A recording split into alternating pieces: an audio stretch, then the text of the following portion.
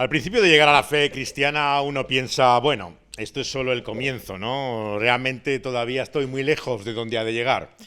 Pero a medida que van pasando los años y ve que los problemas no solamente no disminuyen, sino que aumentan, que tus contradicciones, lejos de ser pequeñas, cada vez se hacen más llamativas, empieza a surgir una duda y sospecha en nuestro interior, a pensar realmente hasta cuándo puede llegar semejante incoherencia. Cuánto el pecado es demasiado pecado para llegar a seguir siendo llamándose cristiano, o finalmente tienes que decir que tienes dudas sobre tu fe debido a la contradicción con la que estás viviendo. El tema de la seguridad, del cual vamos a hablar hoy, no es por lo tanto una cuestión solamente de la reforma del siglo XVI. Es así como muchos han descrito el conflicto de Trento. El conflicto es cómo podemos tener la seguridad realmente de que somos aceptados por Dios, de que somos salvos. Esto es lo que diferencia a Roma de los reformadores. Pero esa pregunta, lejos de ser una cuestión propia de la inseguridad de la época, del terror que podía inspirar ese Dios terrible, ¿no?, que nos iba a juzgar, es sencillamente la pregunta que nos hacemos una y otra vez cuando, llegando a la fe, vemos todavía las incoherencias y consistencias que hay en nosotros. Hemos estado viendo al principio de este capítulo 3 de Romanos, cómo se nos dice que ahora se ha manifestado, además de la ley, la justicia de Dios, testificada por la ley y los profetas. Y dijimos que esa justicia que se revela aquí nos muestra el acto de Dios que llamamos de justificación. La justificación que viene de Él, ¿no?, y que es por la sola gracia que hay en Él. Y vamos a comenzar viendo en esta tarde realmente si de Él es la fuente de la justificación, cuál es la base, en qué se sostiene. La pregunta de qué base tiene la justicia no es una cuestión baladí. Claro, la justicia se sostiene precisamente sobre realidades. Si de lo que estamos hablando es de una ficción legal, de algo que no existe en la realidad, de hacer como si fuéramos justos pero no somos justos, ¿no?, ¿cómo podemos saber que no estamos realmente jugando con las palabras y confundiéndonos con nuestra imaginación? La idea que Trento tenía, y siguen manteniendo muchos católicos hasta el día de hoy, es que la justificación existe dentro del catolicismo, pero consiste en una infusión transformadora de su gracia. El teólogo que más cercano llegó al protestantismo en los últimos años, en el siglo pasado, fue Hans Küng, un alemán ya fallecido, que llegó a hacer una tesis sobre la justificación que sospechosamente se acercaba a la posición de Lutero. Sin embargo, hay una ambigüedad en la tesis de Hans Küng que viene precisamente en esto. Él dice que cuando Dios obra en la Biblia, siempre algo ocurre, que cambia y se transforma. Y él no puede entender que el acto de la justificación no implique un cambio o una transformación. Por lo tanto, la forma que él explica la justificación recuerda mucho al presupuesto católico por el cual se cree que ese acto implica un cambio y transformación en la persona. El conflicto en Trento, por lo tanto, era si se trataba de algo interno o externo. ¿Era algo que Dios produce en el creyente o es algo fuera de él, ¿no? Y este es realmente el punto principal de los reformadores, el mostrar que nuestra justicia no está en nosotros, sino fuera de nosotros. Esta es la gran dificultad para muchos para entender lo que es la fe. ¿Cómo puede ser tu vida la vida de otro? ¿Cómo puede realmente contar no tu justicia, sino la justicia de otro como si fuera tuya? Es lo que Lutero, volviendo a él, llamó el gran intercambio. Hay un intercambio realmente sorprendente. ¿Qué es lo que aportamos nosotros a esa justificación, dice el reformador? Ni más ni menos que nuestro pecado. No hay nada que el ser humano aporte para obtener la justicia de Dios. Es por la sola gracia de Dios. Por lo tanto, lo que se produce es una extraña sustitución, es un intercambio. Y ese intercambio es la vida de ese justo, perfecto, que cumple la ley en su fidelidad totalmente, y que nos concede tanto su obediencia activa como su pasiva. ¿Qué es lo que llamamos la obediencia activa? Este es un tema que hemos olvidado con frecuencia, pero que para nosotros en la vida práctica del cristiano es muy importante tener en cuenta. La idea de que no somos solamente aceptados, como vamos a ver, por la obra de Cristo en la cruz del Calvario, por esa obra única y suprema, sino que también somos aceptados por Dios por lo que llamamos su obediencia activa. O sea, que Él vivió como ninguno de nosotros hemos vivido. Esto es muy significativo, sobre todo en un cristianismo que siempre insiste en el elemento de la imitación de Cristo. Nos dice, si hemos recibido esa fe, por lo tanto, de lo que se trata es de vivir como Jesús vivió. La famosa pregunta que como evangélicos hemos escuchado, ¿qué haría Jesús en tu lugar? ¿No? Esto es lo que te enseñan que tienes que tomar como guía de tu vida. Claro, el problema es que cuando llegamos al ejercicio de honestidad, al principio que hacíamos, ¿no?, y realmente analizamos nuestra vida, puedo decir yo que actúo, que hago, que hablo, que vivo como Jesús vivía. Claro, hay personas que de tanto repetírselo acaban pensando que hay alguna relación entre lo que ellos hacen y lo que Jesús sería. Pero cuando volvemos al Evangelio, cuando vemos lo singular y único del Señor Jesucristo, vemos la enorme distancia, ¿no?, entre esa obediencia activa de Él y la nuestra. Y es por esa obediencia activa que somos recibidos por Él. El gran teólogo americano, fundador del seminario que mencionamos esta mañana, Madsen, se escribe su nombre, Mayhem, él fue también conocido en sus últimas palabras cuando dejó este mundo. Decía, me abrazo a la obediencia activa de Cristo. Consideraba lo que era su vida, sus contradicciones e incoherencias y dijo, ¿qué soy yo? ¿Soy yo lo que yo soy o lo que soy en Cristo Jesús, ¿no? Y esa era su única esperanza, que la vida de otro fuera también su vida, que la unión con Cristo significara esa extraña sustitución e intercambio, por lo cual su justicia, ¿no?, fuera nuestra justicia. Pero hay otra obediencia que es de la que vamos a hablar ahora, que es capital y que se demuestra aquí en varios aspectos, que es la base de nuestra justificación. Vemos que en primer lugar se muestra en una demostración. La palabra que aquí utiliza el apóstol una y otra vez, ¿no?, es que Dios ha revelado, demostrado, manifestado en este tiempo ya, además de la ley, la justicia de Dios. Hay un acto, por lo tanto, de Dios en esa obra que vamos a considerar ahora, que es su cruz y su muerte, que es como una exhibición, una demostración de la realidad de su justicia. Para explicarlo, voy a recurrir a una pregunta muy sencilla. Cuando dudas de que realmente Dios en su amor sea capaz de condenar a alguien, no puede ser que Dios, que es tan misericordioso, ¿no?, finalmente pueda mostrar su gracia para con todas las personas, tarde o temprano. ¿Cómo podemos desesperar, ¿no?, de esa misericordia de Dios y pensar que alguien está demasiado lejos de ella? Mi respuesta es la que el apóstol nos dice aquí. Piensa en la cruz de Cristo.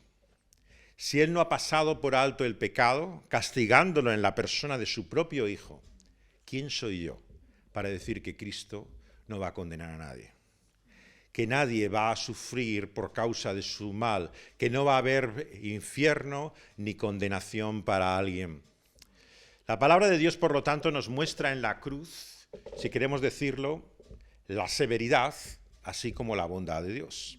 Aquello que el apóstol nos llama a meditar y a tener presente. ¿Por qué? Porque, claro, como vamos a ver, en primer lugar, claro, la cruz es una manifestación de la bondad de Dios. Él está haciendo cargar en otro, que no soy yo, el peso y la culpa que a mí me corresponde.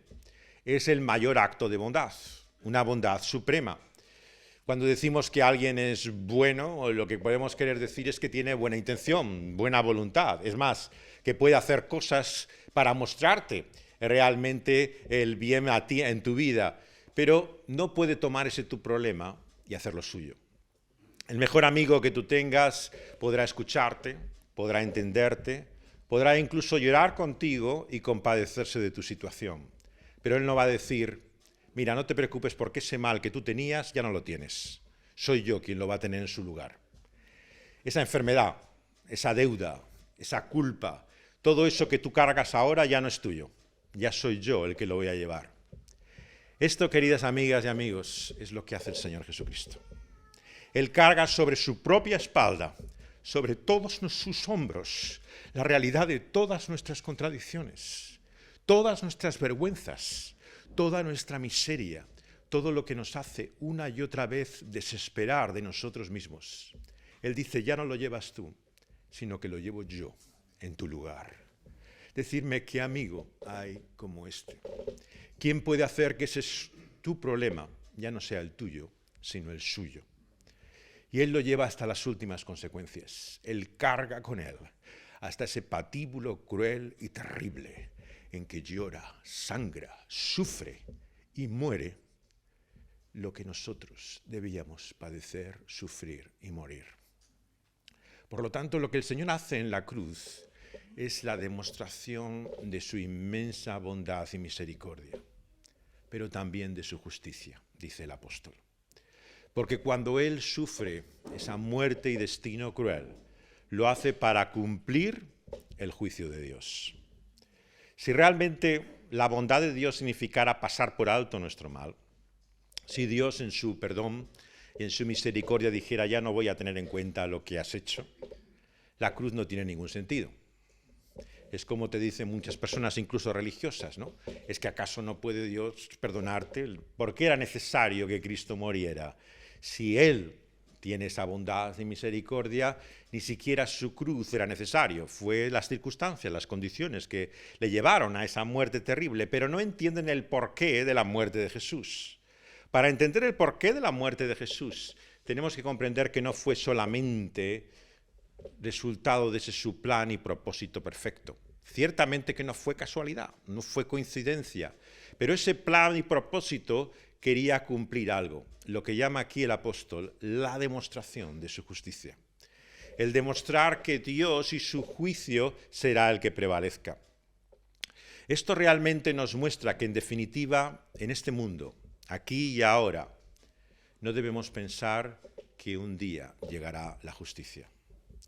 Si tu esperanza y expectativa está en los cambios que esta sociedad pueda llegar a hacer para acercarse más a un modelo de justicia, de equidad y de lo que corresponde a lo que creemos que son ciertos valores, estás lejos de entender la realidad de nuestra vida. Solamente el justo demuestra su justicia perfectamente y eso lo hace en la cruz del Calvario. La cruz, por lo tanto, es la declaración de que el mal no quedará sin castigo, de que la injusticia recibirá su retribución. Puede que a algunos esto le resulte todavía demasiado duro, pero piensa, Dios no lo quiera, sales de aquí y te encuentras con un incidente realmente delictivo. Te roban, te hacen una realmente barrabasada, ¿no?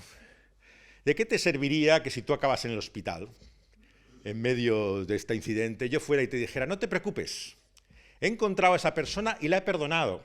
Le he dicho, mira, no te preocupes que perdonado estás. Me mirarías con cara de póker y dirías, ¿pero qué dice este tío? ¿De qué habla? ¿De qué me está diciendo? ¿Quién eres tú para perdonar a nadie? Pues exactamente eso es lo que muchas veces se pretende cuando se dice que Dios puede pasar el pecado simplemente con su perdón. Si Dios no hace pagar ese pecado, si Dios no muestra que su justicia prevalece, ¿de qué perdón estamos hablando? El perdón tiene esa base precisamente que es como en la justificación Dios, por medio de la cruz de su amado Hijo, logra que la justicia prevalezca, que sea satisfecha. El viejo término de la historia de la Iglesia cristiana, de la satisfacción, utilizado por Anselmo, otros padres de la Iglesia, es capital para entender lo que vamos a hablar a continuación, la propiciación, el hecho de que Dios está satisfecho ya, que esa justicia ha sido cumplida. El relato del Evangelio no deja lugar a dudas. ¿Cuáles son las palabras finales de Jesús? Consumado, terminado, acabado y completo es lo que Él ha venido a hacer este mundo. Por lo tanto, No hay deficiencia alguna en su cruz. La cruz es realmente la satisfacción y cumplimiento perfecto de lo que Dios se proponía en Cristo Jesús. Por eso es que considerar simplemente la cruz como la entrada a la fe, como aquello que es el medio que nos permite conseguir la salvación, y no ver más allá que eso, es no comprender lo que la cruz desvela, revela, lo que la cruz manifiesta. Lo que la cruz manifiesta es que Dios y su justicia se cumplen perfectamente en la persona, la obra y la muerte del Señor Jesucristo. Nos está diciendo que verdaderamente su justicia ha triunfado, que Él tiene la última palabra en la historia. Y su resurrección, por lo tanto, como dice Romanos al principio, en el capítulo 1, es la declaración, la vindicación de esa justicia que ha obtenido en Cristo Jesús. Si Él le levanta de los muertos, esa resurrección es para nuestra justificación, porque declara que Dios ha hecho una obra perfecta, consumada y completa, que Él está satisfecho y declara, por lo tanto, que su juicio tiene la última palabra. En un mundo lleno de injusticias, de guerras, de violencia, de tantas cosas que una y otra vez nos afrentan, ¿qué esperanza tenemos de que la justicia prevalecerá?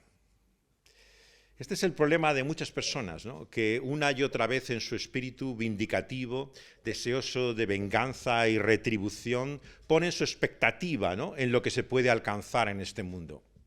Todos entendemos que nadie quiere una paz barata, que no implique justicia.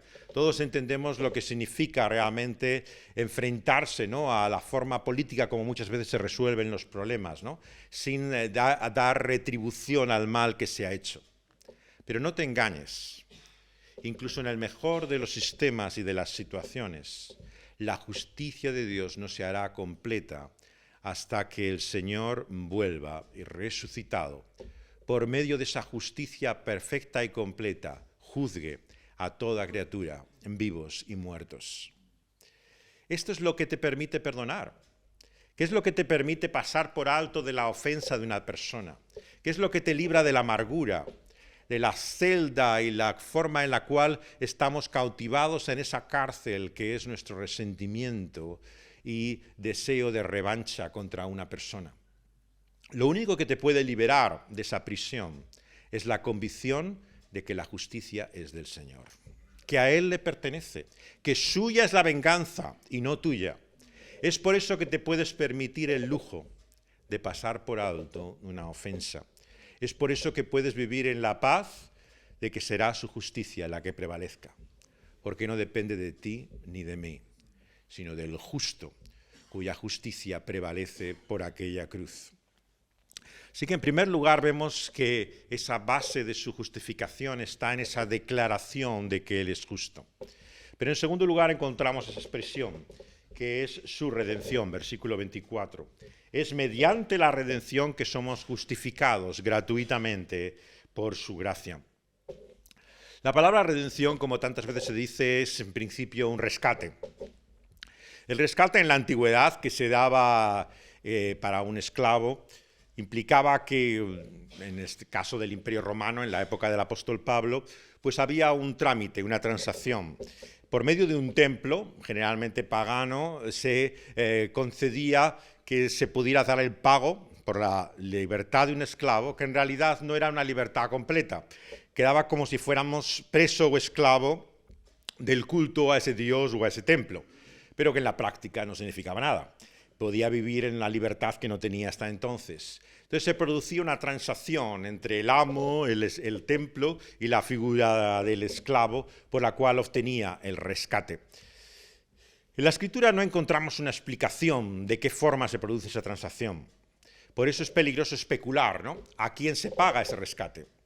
C.S. Lewis, en su libro de Crónicas de Narnia, ¿no? Se aventura pensando que esa bruja del poder del invierno que asoma y una y otra vez llena Narnia, fuera una figura diabólica, ¿no? Que tiene apresado por su culpa, ¿no? Al muchacho Edmund y a sus compañeros, ¿no? Y hasta que no pague en esa piedra de justicia que muestra realmente su ley permanente, y se le pague a ese poder oscuro, ¿no? Y de tinieblas la liberación de estos chicos, realmente no son redimidos y libres.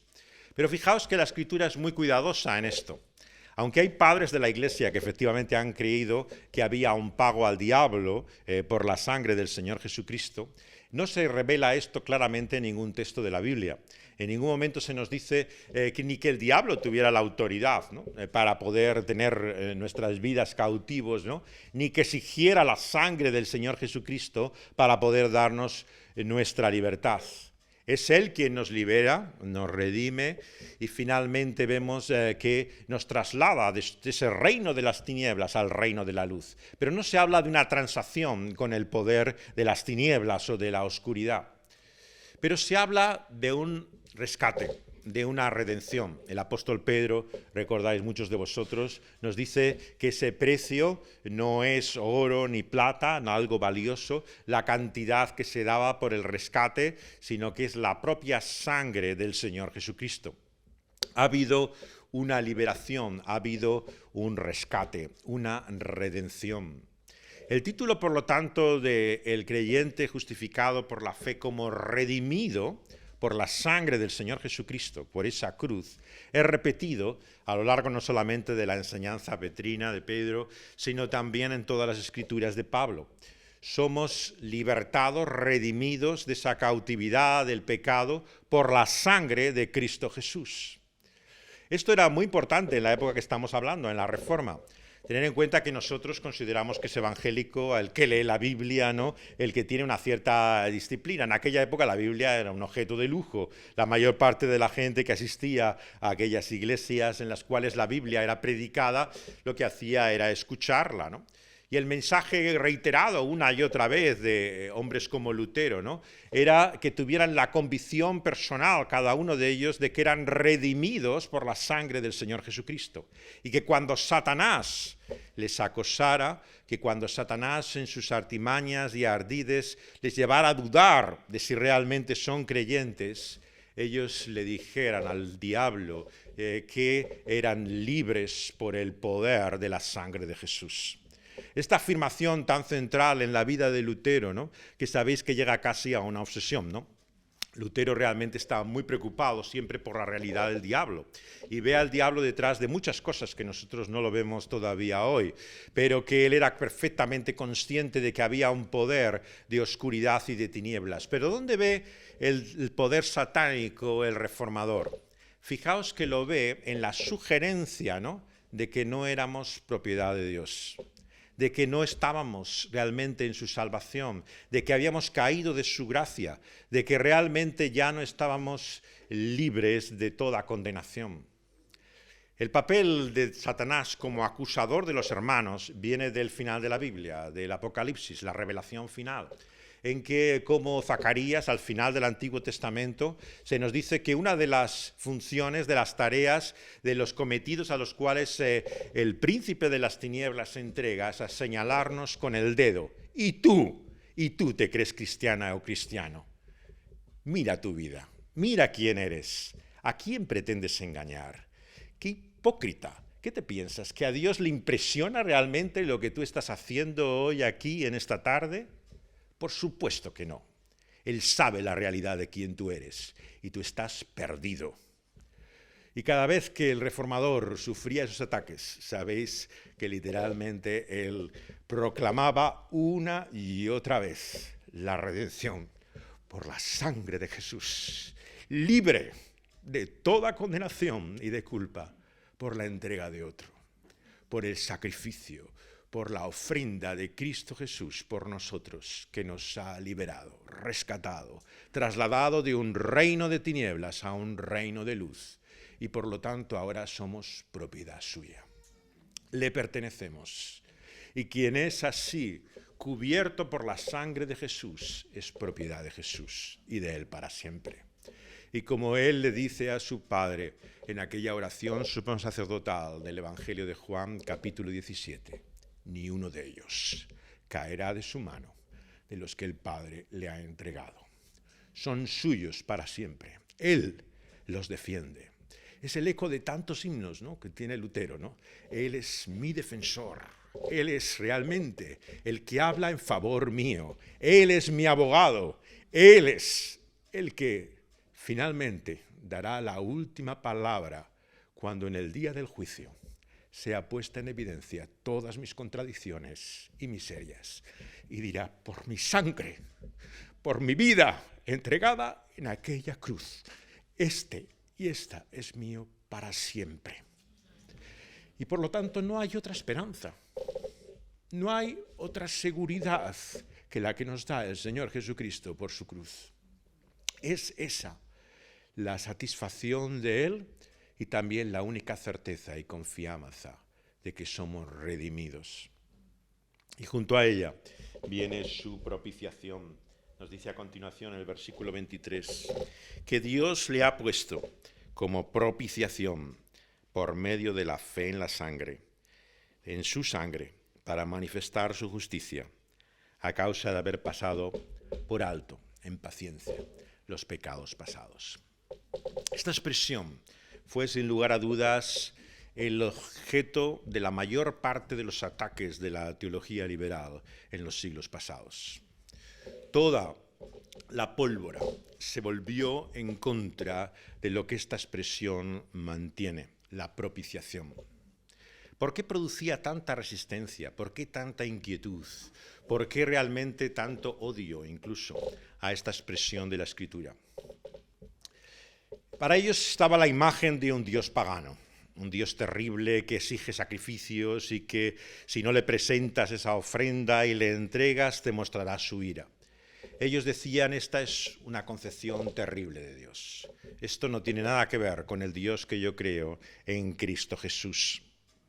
Y se rebelaban ante el propio concepto de propiciación. Dodd, el teólogo que mencionaba Galés esta mañana, él solía decir, pero ¿dónde está esto en la Biblia? Todo lo contrario, si Dios es propicio a nosotros, si Dios muestra su favor y su gracia a nosotros, ¿cómo va a hacer propiciación por nosotros ahora? Si Él ha sido propicio siempre, no puede haber un acto que haga por medio de Jesús para hacernos propicios. Ya tiene esa propiciación para nosotros porque le somos propicios por su favor, por su gracia. Y Él lo que proponía es la palabra expiación. La palabra expiación en muchas traducciones de la Biblia aparece en el lugar de esta de propiciación. Y lo que os quiero demostrar brevemente, claro, en esta tarde es por qué creo que debemos aferrarnos a la palabra propiciación en vez de expiación. No porque Cristo no haya hecho expiación. Hebreos, el Señor y su ofrenda sacerdotal es expiación por nuestros pecados. Ha cubierto esos pecados y ha hecho por medio de ese acto de redención, ¿no?, un cumplimiento de todo aquello que aquel culto sacerdotal y aquellas ofrendas apuntaban. La expiación, por lo tanto, tiene mucho más que ver con lo que nosotros llamamos el perdón, otra traducción que aparece en muchas paráfrasis en este pasaje de la Biblia. En vez de propiciación y expiación se habla de perdón. Pero voy a explicaros por qué creo que la palabra propiciación a partir de ahora puede tener un eco más maravilloso en vosotros que lo puede tener la palabra expiación o la propia del perdón. ¿Qué significa propiciación? Propiciación significa literalmente que alguien es propicio a ti, favorable a ti. Tú sabes que cuando te encuentras con una persona es muy difícil, o sea, a veces te produce tal reacción que o te entra bien y te cae maravilloso, o es que la tienes atravesada y cada vez que la ves, por más que te esfuerzas, es solamente ver su cara, abrir la boca, que es que realmente no hay manera de poder sentir ese ser propicio a esa persona. Hay realmente lo que llamas una simpatía o antipatía, un favor o una aversión que creamos de una forma inconsciente, extraña, pero irracional. Luego tienes grandes sorpresas, claro, gente que te has dado una idea y una impresión que son de una forma, luego ves que son todo lo contrario y quien piensa realmente que era de otra manera te sorprende siendo así. Pero somos guiados y dirigidos por una aceptación o rechazo, ¿no?, que va más allá de lo que la persona hace, que lo que la persona demuestra. Es algo que se escapa realmente a nuestro entendimiento porque te muestras propicio a una persona, esta persona me cae bien y esta no, y no sabes decir más allá. Lo que nos habla de la propiciación, ¿no?, es cómo Dios nos muestra ese favor y prioridad por el cual siente no solamente simpatía, sino satisfacción completa por nosotros. La propiciación quiere decir que Él ya no tiene nada, absolutamente nada en contra tuya. Que cuando lo que te ve a ti, lo que siente realmente es su inmenso amor, aprecio y favor. Uno puede ser perdonado por algo que ha hecho, como un acto de voluntad libre en que tú dices, yo no voy a tener más esto en cuenta, voy a pasarlo por alto, has hecho esto, pero ya no quiero pensar más en ello. Y tomas esa decisión, ese paso. Pero eso no significa que vas a ver a esa persona como si no hubiera hecho nada. No significa que ahora vas a tratar con ella como si nunca hubiera habido ningún conflicto. Tú la has perdonado, el perdón es real, pero una cosa es el perdón y otra cosa es la reconciliación. Tú puedes mostrar tu misericordia, realmente no tener en cuenta esa ofensa, pero no estás en el favor para con esa persona que tenías antes de que eso ocurriera. Antes de que eso pasaba, tú podías tener incluso simpatía por esa persona. Te podía gustar, incluso agradar, aceptar esa persona plenamente. Pero a raíz de lo que ha ocurrido, esa ofensa ha sido finalmente cubierta por un acto de perdón, pero realmente no implica lo que la palabra propiciación dice. La palabra propiciación quiere decir una satisfacción plena. Como tantas veces se ha dicho, es la sonrisa de Dios. Es el hecho de que cuando Él te mira a ti, ya no ve tu miseria, ya no ve tus contradicciones, te dice, sí, mira ya, bastante ya hecho con él, pero qué desastre, ¿no? Bueno, en fin, mostrémosle gracia, ¿no? Vamos a mostrarle misericordia, pero desde luego menudo caso perdido, ¿no? Si es así como Él nos mira, ¿no?, propicio no es. Nos ha perdonado, ha expiado esa culpa, no va a tenerla en cuenta, no se va a volver en contra tuya el día del juicio y decirte mira lo que has hecho, porque eso ha sido ya perdonado, pero propicio ya no es. Por lo tanto, la propiciación es una de las expresiones más maravillosas que tiene la palabra de Dios. Es incomparable. Y esa propiciación, ¿no?, viene por lo que Dios siente por ti y por mí a causa de la sangre del Señor Jesucristo. Es como, ¿cuántas veces se ha dicho, no? Es como cuando si nos viera a través de la persona de otro, de Cristo Jesús. Es como si le tuviera delante y lo que contemplara fuera nuestra vida, pero la viera tan unida, tan realmente presente la persona de Cristo para Él junto a nosotros, que no pudiera separar la una de la otra. Estamos en Cristo Jesús. Y esto es lo maravilloso que Él logra por esa su obra. Fijaos cómo produce esa propiciación, es por su sangre. La sangre de Cristo fue objeto también de una severa y dura crítica por medio de la teología moderna.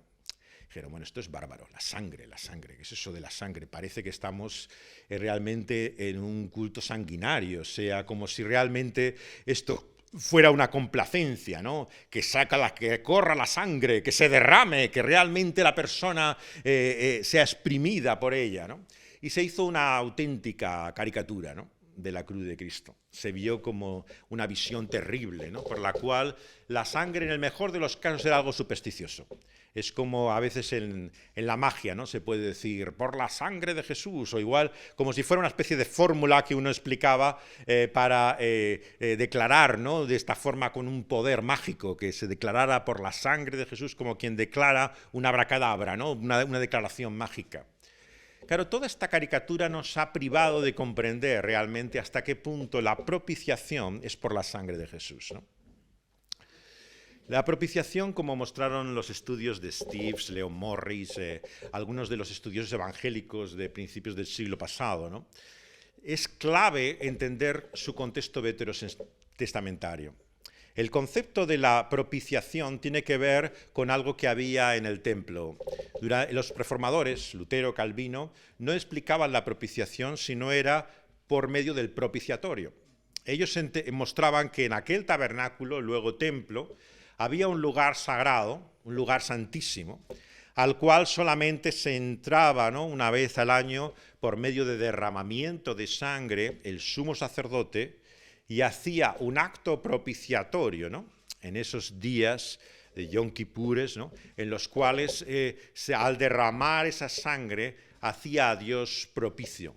En inglés literalmente dicen la silla o el asiento de misericordia, ¿no? Se le llama al propiciatorio, que nosotros llamamos en castellano, ¿no?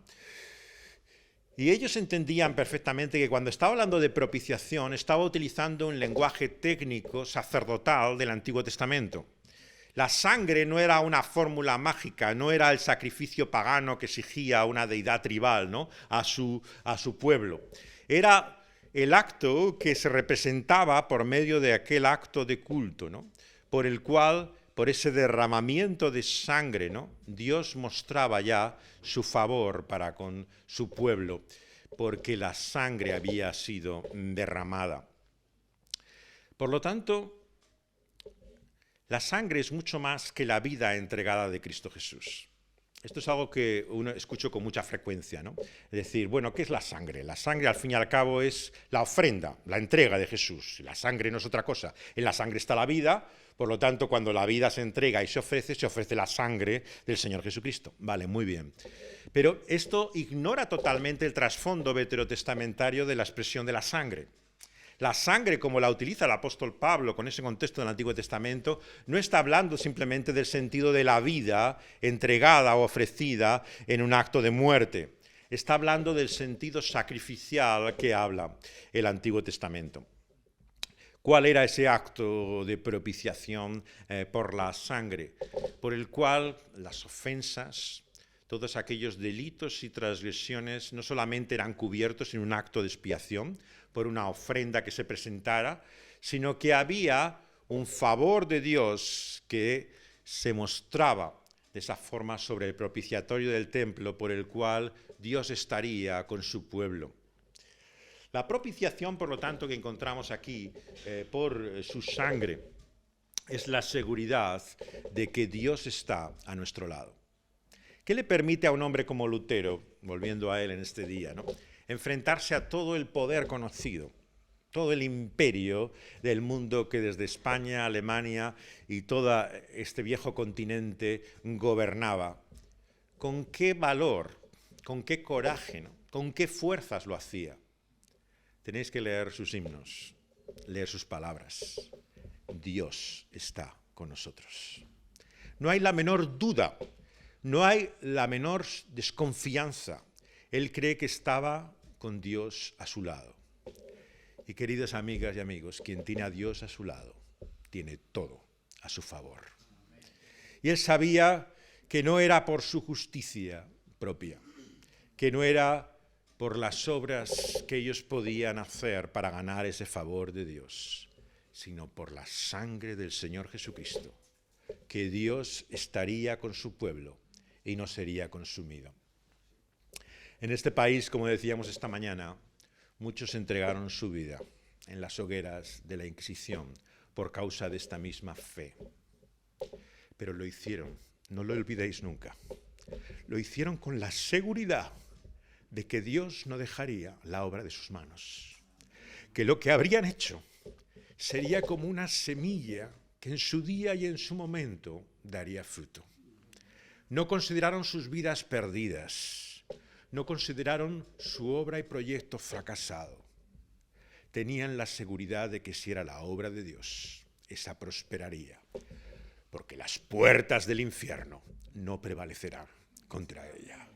Aunque demonios 1000 llenen los tejados del lugar de la dieta a la cual se enfrentaba Lutero, aunque todo el poder satánico se levantara contra él, no había nada que temer, sino confiar, porque Dios estaba de su lado. ¿De qué viene semejante confianza?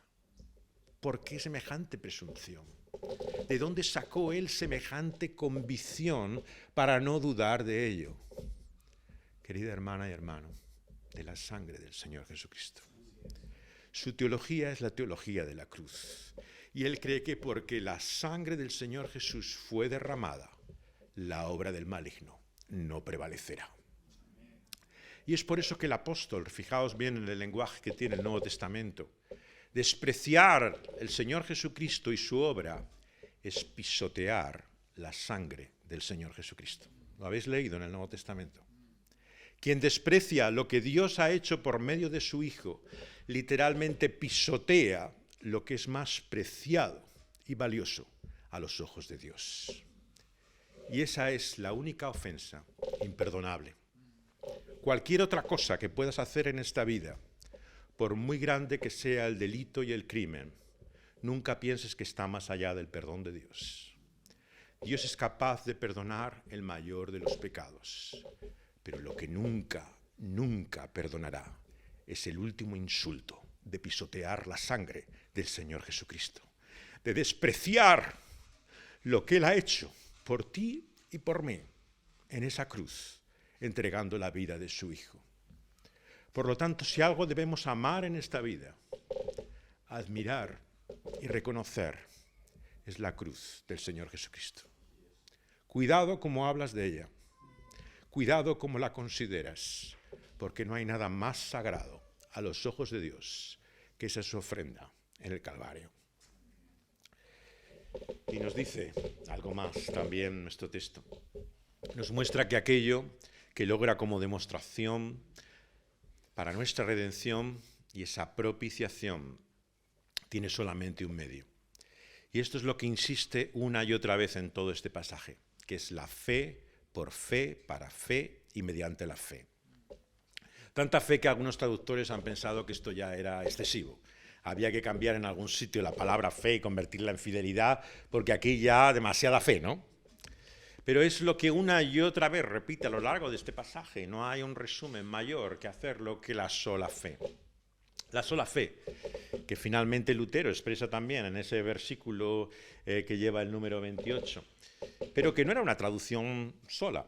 Orígenes la había hecho, padres de la Iglesia también habían traducido este texto como la fe sola, no era una particular obsesión suya. Lo que quería es mostrar lo que estaba resaltando todo este pasaje una y otra vez, ¿no?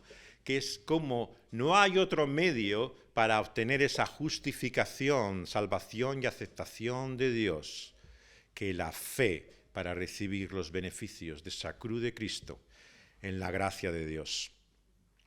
Por lo tanto, hablar de la fe vemos que es, a la luz de las palabras del apóstol, entender lo que es más importante y accesible para todos. Lo que se ha llamado a veces la nueva perspectiva de la justificación ha querido basar la consecuencia y aplicación que hace de esta verdad en el hecho de que no hay distinción. Fijaos cómo acaba nuestro texto.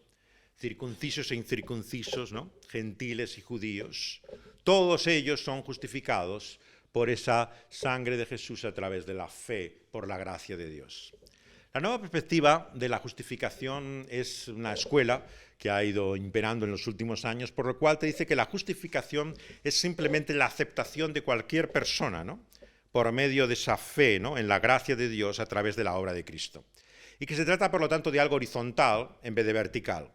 No se trata del lenguaje forénsico, judicial, de un juez que te otorga la justicia de otro, Cristo Jesús, sino simplemente que todos somos aceptados, justificados por esa misma fe.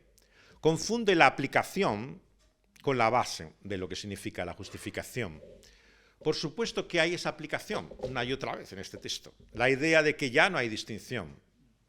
Y esto, lejos de ser algo que pertenezca al pasado, no tenemos más que ver la fascinación que muchos tienen, sin duda, correctamente por el pueblo judío. Muchos amamos al pueblo judío. Entendemos que es un pueblo como ningún otro. Pero cuidado con determinado amor al pueblo judío. Porque si rompe lo que aquí nos dice el apóstol Pablo, por el cual no hay judío ni hay griego en Cristo Jesús, somos uno, un solo pueblo, estás dividiendo lo que el Señor mismo ha unido en aquella cruz. Estás levantando barreras en aquello que el Señor precisamente ha derribado por medio de la cruz del Señor Jesucristo. Él ha derribado esas barreras para hacer un solo pueblo por medio de la fe en Cristo Jesús. Es la aplicación que hace aquí de esa verdad de la justificación. Y por lo tanto entendemos que es a través de la fe y solo mediante la fe que llegamos a formar parte de ese pueblo. No hay privilegios raciales.